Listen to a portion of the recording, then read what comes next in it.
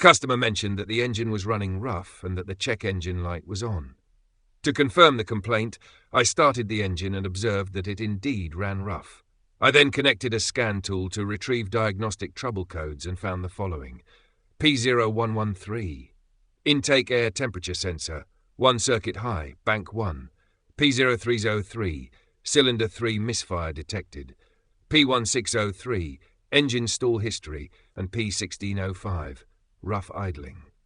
Using the scan tool, I monitored live data while the engine was idling and confirmed the presence of misfires. The live data also supported the codes retrieved, pointing to issues with airflow and combustion. My next step was a thorough visual inspection of the engine intake air duct to check for leaks, cracks, or other damage that might disrupt airflow. Everything appeared intact. I then inspected the throttle body, which plays a critical role in regulating airflow to the engine. Upon inspection, I found that the throttle body was heavily clogged with carbon deposits. This buildup can restrict airflow, interfere with the throttle's movement, and cause symptoms such as rough idling, misfires, and stalling. Based on these findings, I replaced the throttle body with a new one. A clogged throttle body cannot be restored to optimal function by cleaning alone if the deposits are severe, so replacement was necessary to resolve the issue effectively. After replacing the throttle body, I cleared the fault codes from the system and tested the vehicle.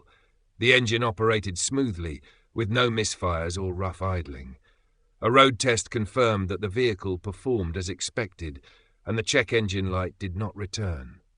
This repair highlights the importance of a clean and functional throttle body in maintaining proper engine operation. Over time, carbon buildup is inevitable, especially in vehicles with higher mileage or frequent stop-and-go driving. Regular inspection and maintenance of the throttle body can prevent issues like rough idling, misfires, and stalling, ensuring the engine runs smoothly and efficiently.